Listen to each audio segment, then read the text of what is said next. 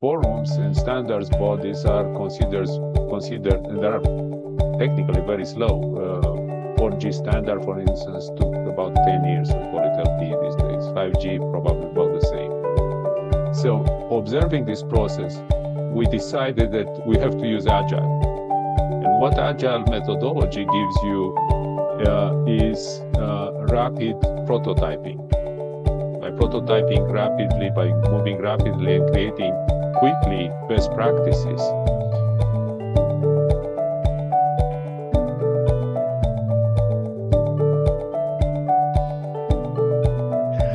Welcome to Sustainability Scores, the podcast for research analysts who wants to unlock insights from corporate sustainability data. I'm your host, Vikram Shetty. Today, I'm joined by Manuel to talk about sustainability and digital transformation. Manuel, welcome to the show. Hello, and nice to see you. Thank you, Vikram, for the invitation. You're most welcome. And for folks who are just meeting you for the first time, could you share a little bit about who you are and what you do? Of course, and I'll try to keep it within a half an hour. So, really, my background is telecom and IT. I'm coming from the telecom world, so a lot of my activities are definitely related to data. They are related to digital transformation. I spent many years of my career in large companies such as Cisco, AMD, and about 10 years as a CMO, Chief Marketing Officers, and PR head for Latin American Huawei, the Chinese company. So definitely I have digital and digitalization credentials. But during COVID and as a result of changing my perspective on how the world has to be, together with my co-founder and many interns today, we're looking at this connection, this bridge between technology and sustainability. So, of course, technology these days and data are intertwined, if not, one and the same. Right. Thank you for that. Before I move ahead, I just want you to explain to someone who comes from a sustainability domain side, what does digital transformation mean? Well, so first thing, there is no standard definition or a set of standards. So really, digital transformation many times is also quoted as Industry 4.0, and is the advent of a new set of technologies, cloud computing, digitalization, IoT, robotics, flying drones, and so on, packaged under the control, if you want, or the understanding of intelligence system. We call it AI, artificial intelligence. That's sort of my definition. I want to, as I go through this definition, I also want to stress the fact that the transformation is the key word, not digital.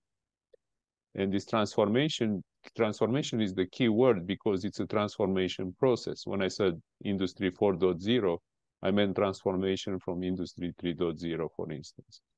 So we have to be understanding that transformation involves people, involves processes, involves management, and not last, involves the transformation of the business models. Not only the way we do business, but also the way we create new business opportunities, new value, new revenues. Great. Thanks for explaining that too. Now, coming back to your current role and about AKFI, how did you co-founded it? What does AKFI do, and what is your current role in it? Okay, so starting with the role, because it's simple, I am the executive director and the co-founder. And the role of an executive director, it's purely administrative. It's to create and to sustain, to support the organization. What the organization is, it's an industry consortium that many times people think of industry consortiums as consultancies, but actually we are a sustainability leadership forum. Let me explain what I mean by that. A forum, it's actually it involves the participants, it involves the companies and the leaders in sustainability in that company to come up with projects, get together, address critical needs, and either the results are in standards or in best practices. So this is the format really of AKFI, the Actionable Knowledge Foundational Institute.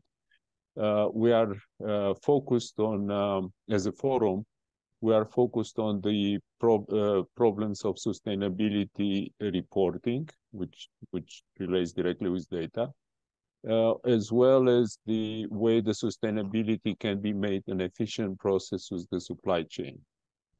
And Right. I'll explain really quickly what it means. When you are a supplier in the supply chain, especially if you are a major supplier, you have to report on sustainability together with your customers, the people on top of the supply chain. And by the way, the supply chains should be understood as a two-sided part of the business. You are the supplier to somebody else until you reach the consumer. So that's when the suppliers do not get together with their supply chain and try to create a common framework for sustainability, we create inefficiencies, costs, problems, even conflict. Right. So that's what we are. We are a forum. Interesting. We'll get deeper into it a bit in some time. So a couple of things that you mentioned. Once you mentioned transformation is being one of the core point, and also you mentioned about sustainability reporting, which also called as ESG reporting.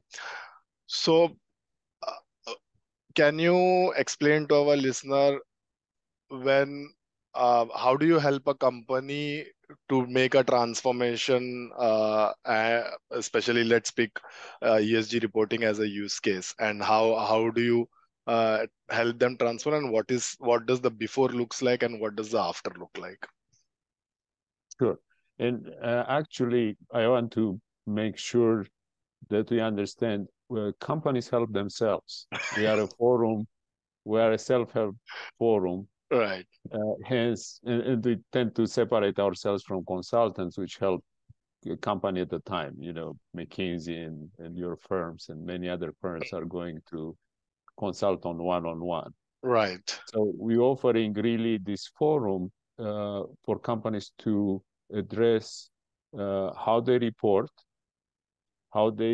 accurately, what report methodology they should use in common. Again, the fact that there are many reporting standards, for instance, raises a lot of problems for the supply chain.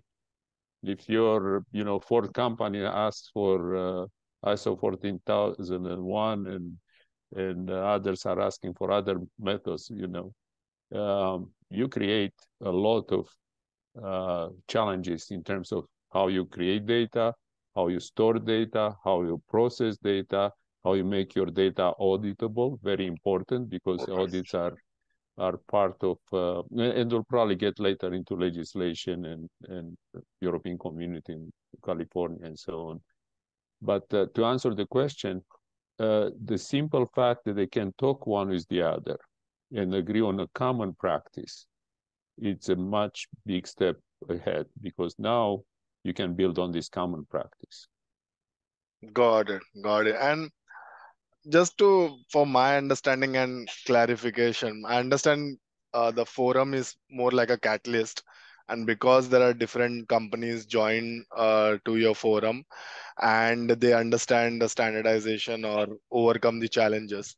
So are there any particular method or practice that you perform along with those companies that makes them, and if so, what are those practices? Like, if someone needs to understand it, how would you explain that?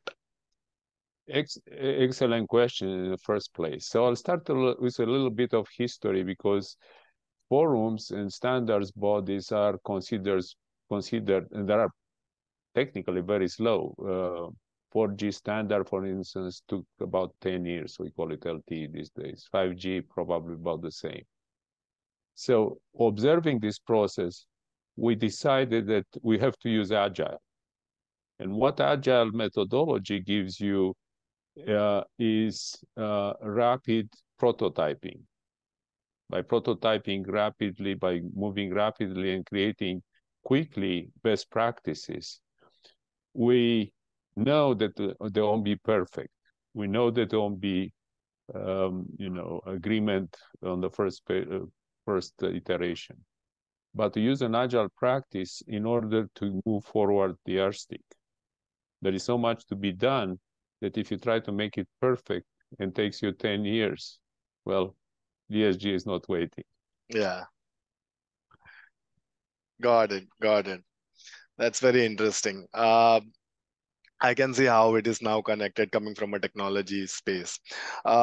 Moving on to the legislation part, definitely the EU has been doing some remarkable work, which is all over the news, and also the US California state has been doing some work. Would you like to throw some light on it? What is your key takeaway, or like some of the things that you are finding it interesting and that the industry needs to make account for? So there are interesting trends happening with ESG. On one way, the term is overused, bashed by some circles, discarded, and so on. Well, the good news is still top of the news, so it's not going away. The second part of ESG, and especially from the perspective of reporting, what European community is doing and what is happening also in the US on a slower and sort of more state by state speed, is the principle or the question of double materiality. So simply what materiality means is companies, especially public companies, have to report on what they call it material events, things which affect the shareholders, affect the company. So a material event can be risk of floods, for instance. A material event can be work actions by union.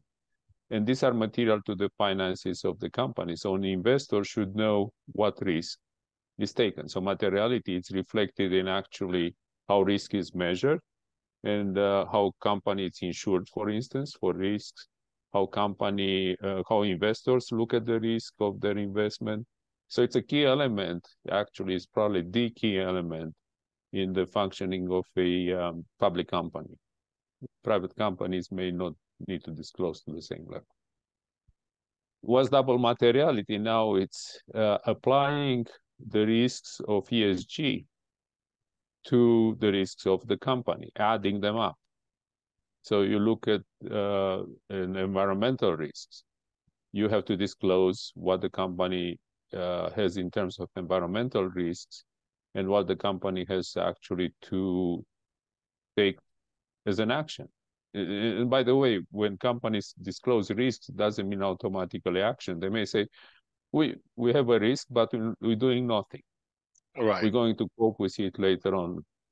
And I think now coming to environmental risk, to ESG, that couples with a plan for middle to long term. Sometimes we call it a strategic plan. Sometimes we shy away from the name. But it's essentially the strategy. Right. That's how it connects. So double materiality is key to the principles of these legislations. Got it. And that gets you away from greenwashing, because now you have liability on accuracy of reporting, like in finance reporting. In US, I think it's Dodd-Frank Act may punish not only financially a company, but also jail for the CEO and CFO if they misbehave, let's say. Right. That's nice and interesting and very important progress that this legislation is bringing. Uh, my next question to you would be, what are the common myths that you have seen companies make while doing the digital transformation? Um, I've seen I don't know if I'll call it a myth, but a strong belief that technology is the solution. And working with vendors of technologies, I don't blame necessarily the companies because we do a lot of effort to convince them that technology is necessary and can move the company to a more profitable, more manageable way. However, what companies do not understand and do not realize, the technologies don't act alone. Technology is, a tool. Right. It's a toolkit, a tool set. It's an enabler. And if it's an enabler, perfectly said. Yeah. So as an enabler, what do you enable? If the company doesn't ask themselves why I bring technology, why I buy cloud, why I buy automation, without understanding their own processes, how this affects their processes, their business, and totally important, the most important, how it affects their people. So I've been in too many meetings, for instance, where I see resistance from the people to technology because it's not correctly explained. There is not introduced as a strategic plan, and people are afraid of their jobs. They are unsure about the efficiency of the technology in their case. They know much more than executives know about their role and how the company works underneath the cover, if you want. So, sort of long explanation, but digital transformation, it's a process where it has to start with people's transformation. Continuous business planning, business transformation. Why are you doing it? What do you get? Do you really want your customers to be only talking with you over a bot, for instance?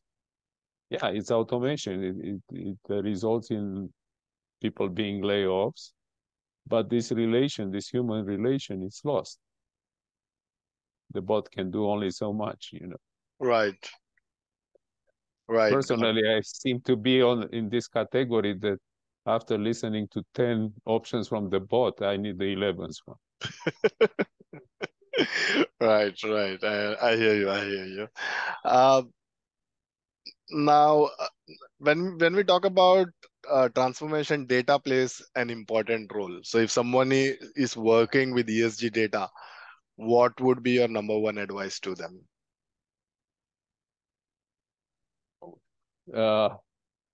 Number one advice will be don't call data data. And let me explain.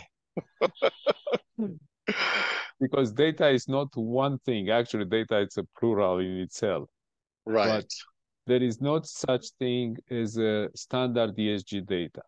And once you start to use AI systems and you understand how artificial intelligence works, if your data is not a single data shared by the companies, then your AI will not be capable to give you measurable results comparable with other companies. Yes, it can measure for your company. So the first thing on ESG data, I think we need to, because we're going to use AI, we're going to use ChatGPT, natural languages and other methods similar to that technologically. Once we get into that, if we don't train them with the same data set, we'll never be able to interpret the results in a comparable fashion. And let's remind ourselves why we do that, because ESG reporting, it's what it's used actually, not only double materiality, but it's used in guiding the companies for the next step. It's used to guide their investors, their insurance companies, their finance. So if we don't get to a single data set to train these AI systems, we'll be in troubles.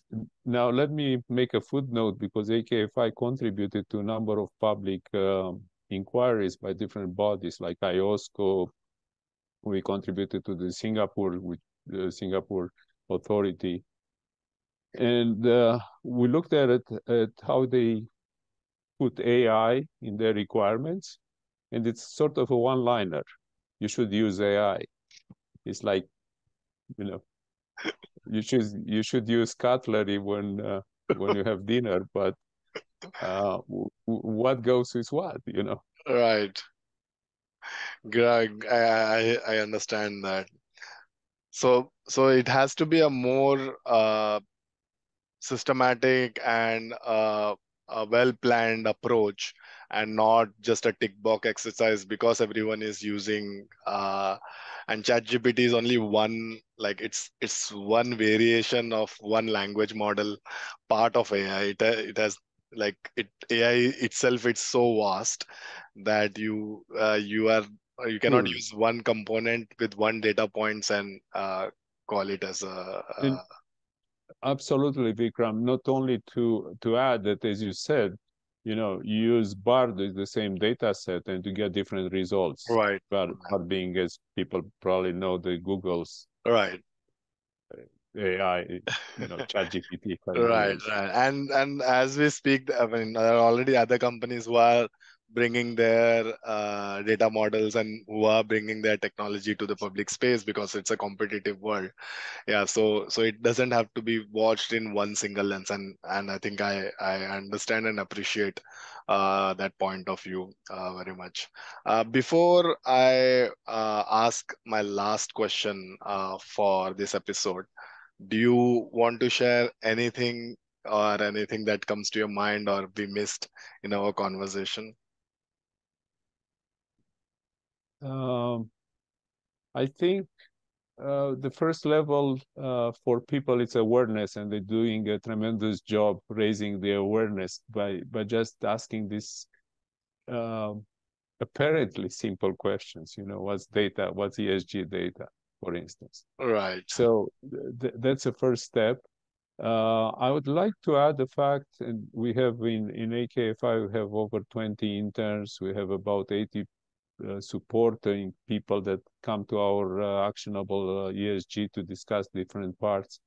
It's a very complex, it's probably the most complex human enterprise we take when you look at sustainability, because it involves anything from the way we interact with nature, with humans, to the actually core structure of enterprises and social enterprises as a social component, right? It's a big component of our society. So what I would like to really encourage people to think is, we are at the point where we cannot act as a single discipline. Sustainability is not one, or ESG is not one. It's not even multidisciplinary, in the sense that if we put people of different disciplines around the table, and we talk about the agile process a little bit earlier, they have to reach what's called transdisciplinary. They have to understand, and that's a message to especially young generation, to universities, to schools. We have to look across disciplines in order to even understand the complexity of the problem we're trying to solve. And then as humans will come up with solutions, maybe with a little bit help from ChatGPT or alike. All right. That's a good message to the listener out there. And my last question is, if any company wants to be a part of your forum, what should they do? Very simple. We have a website, akfi.org. You have my email address. The easiest way is to get close. It's execdirector@akfi.org. I'm also very active on LinkedIn. So there are multiple ways to contact us, and we'll guide them through the process. All right, I'll mention all of those details in the show notes so that people can quickly go there, and if they want to connect to you, they can connect to you. Thank you very much, Vikram, and I appreciate it. And thank you for all the good questions. Thank you so much for joining me today. Thanks. All right, folks, thanks for listening. If you have found this conversation useful, please share this episode with one of your colleagues right now.